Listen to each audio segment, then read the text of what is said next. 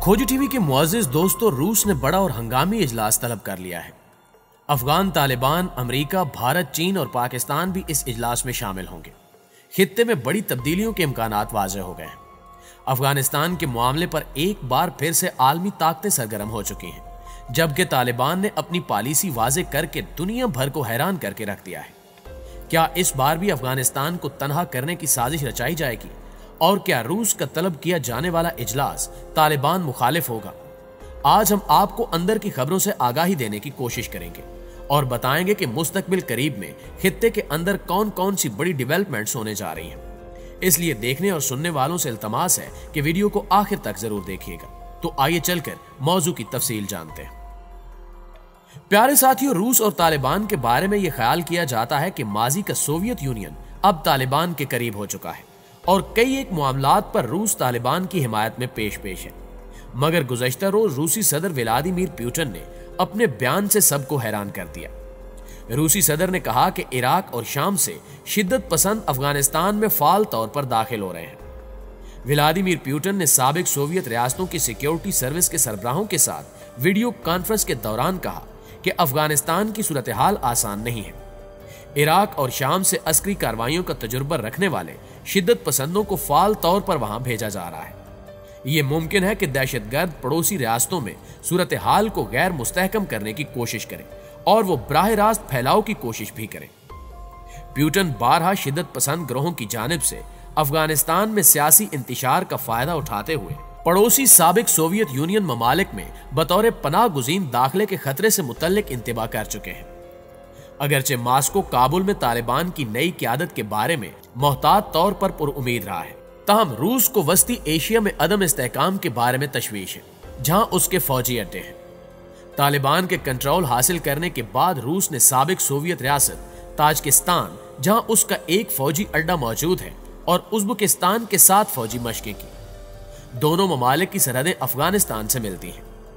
चंद दिन कबल ताजिकिस्तान के कौमी सलामती के सरबराह सैमोमीन यातिमूव ने वीडियो कॉन्फ्रेंस में बताया कि अफगानिस्तान से इनके मुल्क में मंशियात, हथियार और गोला बारूद स्मगल करने की कोशिशों में शिद्दत आई है। और आप शायद हैरान हो कि यह बयान भी रूसी सिफारिश पर दिया गया है।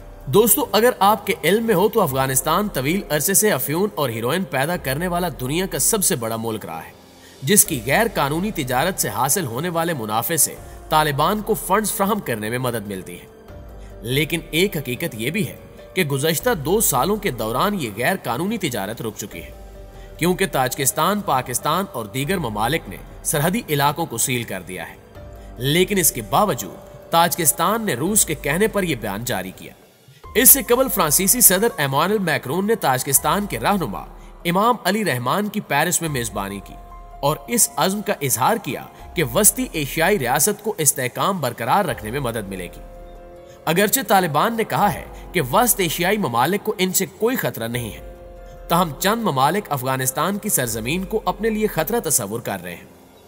गुज़श्ते दिनों अफगानिस्तान के लिए रूस के सफीर ने कहा था कि रूस 19 और 20 अक्टूबर को अफगानिस्तान पर होने वाले बैनुल अक़वामी मुज़ाकरात के लिए तालिबान को मास्को मदऊ करेगा और अफगानिस्तान से मुतल्लिक मुज़ाकरात के लिए आइंदा हफ्ते रूस में होने वाली कॉन्फ्रेंस में पाकिस्तान, चीन, ईरान, अमेरिका, भारत और तालिबान शरीक होंगे। जबकि एक ताज़ा खबर यह भी है कि रूसी सदर व्लादिमीर पुतिन ने कहा कि 2000 दाइशी जंगजू अफगानिस्तान में लापता है, जो वहां गड़बड़ कर रहे हैं और पनाहगुज़ीनों के भेस में वस्त एशियाई रियासतों में घुसने की मंसूबाबंदी कर रहे हैं। गैर मुल्की खबर असां इदारे ने ज़मीर काबलोव का हवाला देते हुए कहा कि मुलाकात 19 अक्टूबर को होगी और ये कि इसमें शरीक तमाम ममालिक अफगानिस्तान की बदलती सूरत हाल पर एक मुश्तरका मौक़िफ़ पर काम करने की कोशिश करेंगे। ज़मीर काबलोव ने कहा कि तालिबान के नुमाइंदों ने तस्दीक की है कि वो आइंदा हफ्ते मास्को में होने वाले मुज़ाकरात में हिस्सा लेंगे, लेकिन उन्होंने अभी तक अपने वफद के अराकीन का ऐलान नहीं किया। दूसरी जानिब मास्को मुज़ाकरात में चीन और पाकिस्तान के साथ साथ भारत और ईरान भी शामिल है। यहाँ एक अहम सवाल ये भी है कि क्या इस बार भी अफगानिस्तान तनहा रह जाएगा, जैसा कि तालिबान के गुज़श्ता दौर में हुआ था? गो के पाकिस्तान समेत दुनिया के किसी भी मुल्क ने बाकायदा तौर पर अफगानिस्तान में तालिबान की हुकूमत को तस्लीम करने से गुरेजी किया है। इसके बावजूद तालिबान के कंधों पर हाथ रखने वालों की कमी देखने को नहीं मिली। अमलन दुनियावी 2 सुपर पावर चीन और रूस इसके साथ खड़ी नजर आ रही हैं। यही तालिबान हुकूमत के लिए बायसे इत्मीनान है, जबकि अमली तौर पर कतर भी आगे है। अमेरिका फितरतन दोगली चाल पर गामजन है, क्योंकि इसका शेवा यही रहा है कि वो हर मामले को अपने मुफाद के तौर पर देखता है। सवाल यह भी है कि इस सारे खेल में भारत कहां खड़ा है। बज़ाहिर वो तालिबान मुखालिफ कार्रवाइयों में मगन है और हकीकत में इसकी तमाम फुर्तियां पाकिस्तान को तनहा करने की मजमूम कोशिशें हैं, लेकिन हर जगह इसे मुंह की खानी पड़ रही है। मगर पाकिस्तान और अफगानिस्तान ऐसे हैं कि दोनों की किसी मामले में दो राय नहीं पाई जाती। जुबान एक, दीन एक, सकाफती विरसा एक, हत्ता के खूनो नस्ल भी एक। फिर भी कुछ लोग पाकिस्तान को अफगानिस्तान के मामलात से कोने में रखने की बिद्दत में मसरूफ हैं। अगरचे ये मुसद्दका अमल है कि कानून फितरत को बदला नहीं जा सकता। नाज़रीन गिरामी, चंद रोज कबल अक़वाम मुत्तहिदा की कौमी सलामती का इजलास अफगानिस्तान के सिलसिले में मुनक्किद कराया गया, तो उस वक्त भी पाकिस्तान को किनारे से लगाया गया। इसी तरह G20 ममालिक का जो इजलास 24 अक्टूबर को होना था, वो 2 हफ्ते कबल ही बुलवा लिया गया। गोया बहुत बड़ी हंगामी सूरत हाल दरपेश थी कि इतनी उजलत का मुजाहरा किया गया। इस इजलास में भारत के वज़ीर आज़म भी चमक दमक के साथ विराजमान थे। हालांकि G20 ममालिक का ये इजलास भी अफगानिस्तान से मुतल्लिक आइंदा के लाहे अमल की गर्ज से था। अब इन ममालिक से इस्तफसार किया जाए कि भारत का अफगानिस्तान के साथ दूर पार का भी कोई रिश्ता नहीं है, फिर वो किस हैसियत से महफिल में शरीक हुए। जहां तक G20 तंजीम का ताल्लुक है, तो ये उन ममालिक पर मुश्तमिल है जो दुनिया में तरक्की की दौड़ में बहुत आगे है। क्या भारत इनके हमपल्ला है जो वो सोहबत आरा हुए?